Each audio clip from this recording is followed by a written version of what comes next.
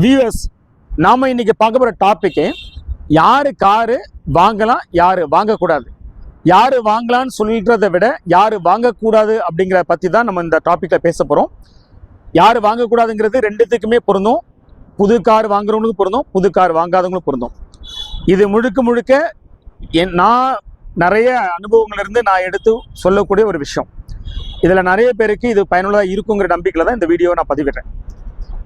Car வாங்கலாங்கிறவங்களுக்கு ஏன் அதிகமாக பேசப்படுதுன்னா, இப்போ எக்ஸாம்பிள், ஒருத்தரோட பொருளாதாரம் நிறைய இருக்கு, ஆனால் அவங்களுக்கு நிஜமாலே காருங்கிறது நீட் இல்லாமல் இருக்கலாம்.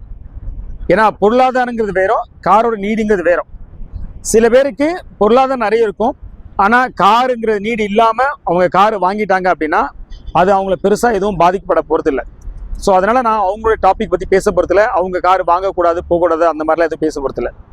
நான் யாரை பற்றி பேச போறேன்னா, யார் கார் வாங்கிடக்கூடாது. ஏன்னா உங்களை நிறைய பேருக்கு பார்த்தீங்கன்னா, நான் சொல்றது lower middle class and middle class சொல்லுவேன்.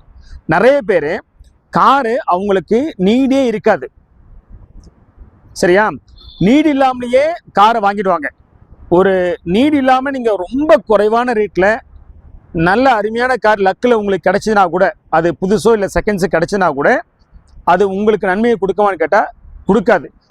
ஒரு புது காரை அவருடைய அந்த லோயர் பட்ஜெட்டை தான் அவருக்கு அஃபோர்டபுள் பண்ணக்கூடிய லோயர் பட்ஜெட் தாண்டி ரொம்ப சரியா, ரொம்ப நான் ப்ரீமியம் நான் ஆடி பென்ஸ் பின்னு சொல்ல, அவருக்கு பொறுத்தவரையில் ஹையஸ்ட்டுங்கிறது பார்த்தீங்கன்னா இங்கே ஸ்விஃப்ட் டிசைரோ இல்லை டாட்டா பஞ்சோ, அதுவுமே பார்த்தீங்கன்னா ஓவர் ப்ரைஸாக இருக்கும், இல்லாட்டி ஓவர் பட்ஜெட்டாக இருக்கும், இல்லை அவருடைய அந்த லிமிட்டோட ரொம்ப எக்ஸ்ட்ரீமாக ஃபினான்ஷியலாக இருக்கும்.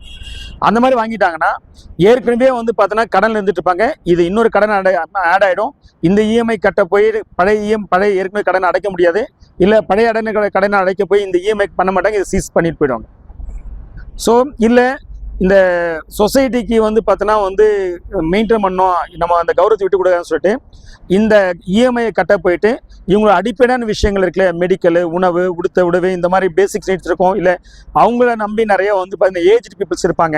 ஸோ அவங்களுக்கு நிறைய விஷயங்கள் செய்ய வேண்டியது இருக்கும், அதை விட்டுருவாங்க. இல்லை இவங்களை டிபெண்ட், இவங்க வளர்ந்தது சில பேர் இவங்களை உயர்த்தி விட்டுருக்கலாம், அவங்களுடைய உழைப்பு இருக்கும், அவங்களுக்கு திருப்பி செய்ய வேண்டியது இருக்கும், அதையெல்லாம் செய்ய மாட்டாங்க, எல்லா பணத்தை தூக்கி இதில் போடுவாங்க. ஸோ இப்படி பண்ணும்போது என்ன ஆகுனா அவங்களோட ஃபேமிலியில் ரொம்பவே பாதிப்பு ஏற்படுத்தும், நீடு இல்லாத ஒரு விஷயத்துக்கு நிறைய செலவு பண்ணி. இதில் இன்னொரு விஷயமும் இருக்குது. சில நேரம் நீங்கள் செகண்ட் கார் வாங்குறீங்க, அந்த கார் ஒரு ப்ரீமியம் காராக வாங்கிட்டீங்க. அதாவது என்னென்னா, புது காரையாச்சும் பார்த்தீங்கன்னா உங்களுக்கு ஓரளவு பார்த்தீங்கன்னா தெரிஞ்சிடும், இது பார்த்தீங்கன்னா இது ரொம்ப காஸ்ட் ஜாஸ்தியாக போகுது அப்படின்னு. செகண்ட் கார் வாங்கும்போது ரேட் கம்மியிலேயே ரொம்ப ப்ரீமியம் காரே கிடச்சோம். இப்போ க்ரூஸு, ஸ்கோடா லாரா, ஆக்டாவியா, தென் பசாட்டு, ஜெட்டா, இந்த மாதிரி கார்லாம் பார்த்தீங்கன்னா உங்களுக்கு 2-2.5 லட்ச ரூபாய்க்கு காரே கிடைக்குது. ஒருவேளை நீங்கள் இந்த 2-2.5 லட்ச ரூபா கொடுத்து காரை வாங்கிட்டுன்னு வச்சுக்கோங்களேன், நிறைய பேர் என்ன நினைப்பாங்கன்னா, அந்த கார் வாங்கிட்டு 2 லட்ச ரூபா கொடுத்து வாங்கிட்டு நம்ம பெருமிதமாக அடைக்கலாம்னு நினைப்பாங்க. அந்த 2-2.5 லட்ச ரூபாவே அவங்களுக்கு அஃபோர்டபுளாக இல்லாமல் இருக்கும். ஒரு விஷயம், எப்படியே கஷ்டப்பட்டு கடவுளை வாங்கி இந்த 2 லட்ச ரூபா 2 லட்ச ரூபா வாங்கிடுவாங்க. வாங்கினதுக்கு அப்புறம் இவங்க என்ன நினைப்பாங்கன்னா, வாங்கிட்டு பெட்ரோல் டீசல் மட்டும் போட்டால் போதும், வண்டி நிறைய பறக்கும், நமக்கு ஜாலியாக இருக்கலாம்னு நினைப்பாங்க. ஏன்னா அந்த வண்டி ஒரு 20-22 கிலோமீட்டர் தரும்னு சொல்லியிருப்பாங்க ஆக்டாவியா லாராலாம். ஸோ 22-23 கிலோமீட்டர் தருதுனா போதுமே நினச்சுவாங்க. வாங்கினதுக்கு அப்புறம் தான் தெரியும் அந்த வண்டியில் பார்த்தீங்கன்னா வாங்கும் போதே நிறைய கம்ப்ளைண்ட் இருக்கும். ஒருவேளை நல்ல காரே வாங்கிட்டு தான் வச்சுப்போம், அது நல்லாவே இருக்குன்னு எடுத்துட்டாலுமே டிஃபால்ட்டாகவே சில பீரியாடிக் ரிப்பேர் வரும், மெயின்டெனன்ஸ் சொல்லவில்லை. அதாவது நான் சர்வீஸ் சொல்கிறேன், இந்த ஆயில் ஃபில்ட்ரு, ஏர் ஃபில்ட்ரு, இந்த ஆயில் மாற்றுறது, அது நீங்கள் பார்த்தீங்கன்னா ஆடி காருக்கும் மாற்றிடலாம், அதெல்லாம் அஃபோர்ட் பண்ணுற முடியும். ஆனால் ப்ராப்ளம்ங்கிறது ஒரு மீடியமான ரிப்பேர், ஆஸ் யூஷுவலாக சாதாரணமாக இருக்கக்கூடிய ரிப்பேரு இவங்களால் ரிப்பேர் பண்ண முடியாமல் போயிடும். இப்போ எக்ஸாம்பிள் ஜெட்டா, லாரா, க்ரூஸ், இதெல்லாம் ஒரு ஏபிஎஸ், ஒரு ஏர் பேகு, இது ஒர்க் ஆகுனாலே 1 லட்ச ரூபா, மினிமம் 1 லட்சம் செலவு பண்ண வேண்டியிருக்கும். ஒருவேளை இன்ஜெக்டர் ஃபால்ட்டாக 1 லட்சம் 1.5 லட்ச ரூபா. இப்போ எக்ஸாம்பிள் இந்த வண்டி எடுத்துப்போம், இந்த வண்டி வென்டோ, இந்த கஸ்டமர் செகண்ட்ஸ்லாம் வாங்கியிருந்தார். இந்த வண்டியை பார்த்தீங்கன்னா இப்போ ரிப்பேர் பண்ணினதில் வேற ஒரு இடத்துல கொடுத்துருக்காரு, அது ஒரு அன்ப்ரொஃபஷனல் பர்சனாக இருக்காங்க. அவங்க ஏதோ பார்த்தீங்கன்னா ட்ரையல் செய்ய போயிட்டு இந்த வண்டியோட கண்டிஷன் இன்னும் ஒஸ்ட் ஆகிடுச்சு. அப்போ நினச்சி பாருங்கள், இப்போ இன்னொரு ஒர்க் ஷாப் எடுத்துகிட்டு போகிறீங்க, உங்களுடைய நீங்கள் ஒரு ப்ரொஃபஷனல் பீப்புள் கொடுக்க முடியாத அளவுக்கு அங்கே அஃபோர்ட் ஜாஸ்தியாக இருக்கும், காஸ்ட் அதிகமாக நீங்கள் போனீங்கன்னா இன்னும் மோசமான நிலைமைக்கு போயிடுவீங்க. அந்த மாதிரி போயிட்டு தான் இப்போ பார்த்தீங்கன்னா இந்த 4 இன்ஜெக்டர் மாற்றிருக்கோம், 1,14,000 ரூபாய் 4 இன்ஜெக்டரும், ஒரு இன்ஜெக்டர் 28,600 ரூபாய். ஸோ இவ்வளோ தூரம் உங்களால் பார்த்தீங்கன்னா அஃபோர்ட் பண்ண முடியுமா? இப்போ இன்ஜெக்டர் மட்டும் போகுது, அதுக்கு முன்னாடி அவர் செலவு பண்ணுது, டயக்னோசிஸ், அதை தாண்டி இன்னும் வரக்கூடிய விஷயங்கள். இந்த வண்டியில் இன்னும் ஏபிஎஸ் ஏர் பேக்கும் கம்ப்ளைண்ட்ஸ் இருக்குது. அப்போது ஒரு வண்டியில் இவ்வளோ இப்போ பார்த்துங்க, ஏபிஎஸ் ஏர்பேக்னா ஏபிஎஸ் அகைன் இது ஒரு 1 லட்ச ரூபா இருக்கும். ஏர்பேக் அகைன் வந்து 40-50,000 வரும். சரிங்களா? ஸோ இவ்வளோ நீங்கள் விஷயம் நீங்கள் செலவு பண்ணீங்கன்னா நீங்கள் என்ன ஆகும் பாருங்க. ஏன்னா ஒரு அந்த 2 லட்ச ரூபா 2 லட்ச ரூபா காரு நீங்கள் கடை உடம்பு போட்டு தான் நீங்கள் காரை வாங்கி இருந்திருப்பீங்க. அதுக்கப்புறம் இந்த காஸ்ட்லாம் உங்களால் அஃபோர்ட் பண்ண முடியுமா?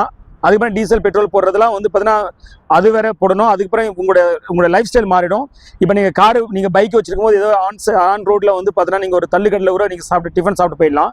ஆனால் ஒரு கார் வச்சுன்னா நீங்கள் வந்து பார்த்தீங்கன்னா கார் பார்க்கிங்கில் பட வேண்டியிருக்கும்.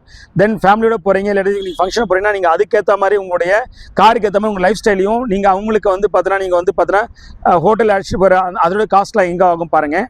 ஸோ இதெல்லாம் வந்து பார்த்தீங்கன்னா சோஷியல் இம்பேக்ட்.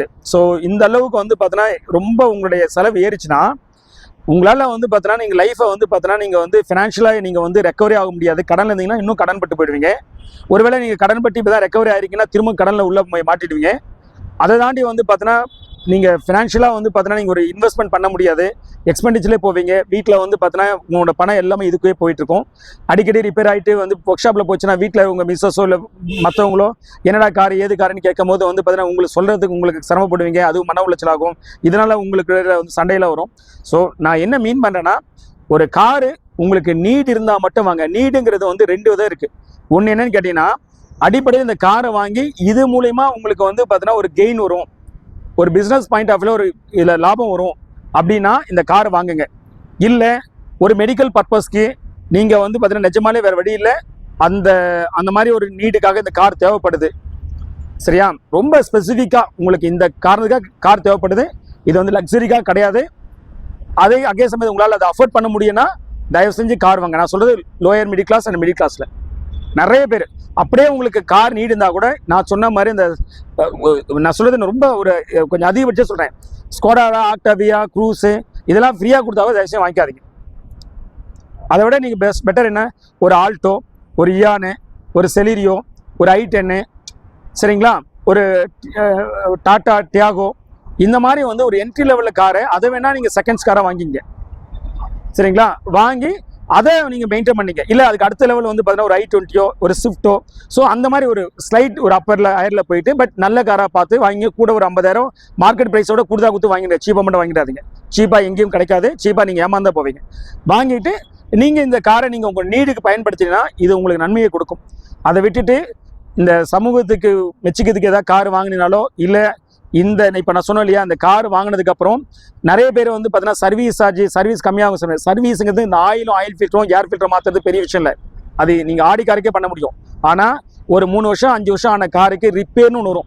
அதுவும் நார்மல் ரிப்பேரே உங்களால் அஃபோர்ட் பண்ண முடியாது. அதை தாண்டி வந்து பார்த்தீங்கன்னா ஒரு கிரானிக்காக தான் ரிப்பேர் வந்துச்சு, இல்லை கொடுத்தவங்களை ஏமாற்றி கொடுத்துட்டாங்கன்னா முடிஞ்சு போச்சு கதை. ஸோ அதனால் காரை வந்து நீடு இருக்கான்னு பாருங்கள். நீடு இருந்தால் மட்டும் கார் வாங்கினாலும் வந்து பார்த்தீங்கன்னா நீங்கள் வந்து ஒரு பேசிக் லெவல் இல்லை மிட் லெவல் கார் வாங்க.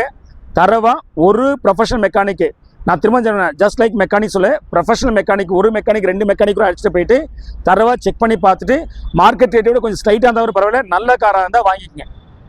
அந்த மாதிரி காரை வாங்கிட்டு உங்களோட லைஃப்பை வந்து பார்த்தீங்கன்னா இங்கே என்ஜாய் பண்ணுங்கள். ஹோப் இந்த வீடியோ உங்களுக்கு நல்ல கிளாரிட்டி கொடுத்துருக்கோன்னு நினைக்கிறேன். நம்ம சேனலை இன்னும் நீங்கள் சப்ஸ்கிரைப் பண்ணலாம், ப்ளீஸ் சப்ஸ்கிரைப். இன்னும் இந்த வீடியோ பற்றின ஏதாச்சும் உங்களுக்கு அடுத்த கண்டென்ட் ஏதாவது போடணும், இப்போ நான் சொன்னதுலேயே உங்களுக்கு டிஃப்ரென்ஸ் ஒப்பீனியன் அது இருக்குது அப்படின்னா என்னோட கமெண்ட் செக்ஷன் கொடுங்க. நம்ம அடுத்த வீடியோவில் பார்க்கலாம். Thanks to us. Thank you very much. Bye.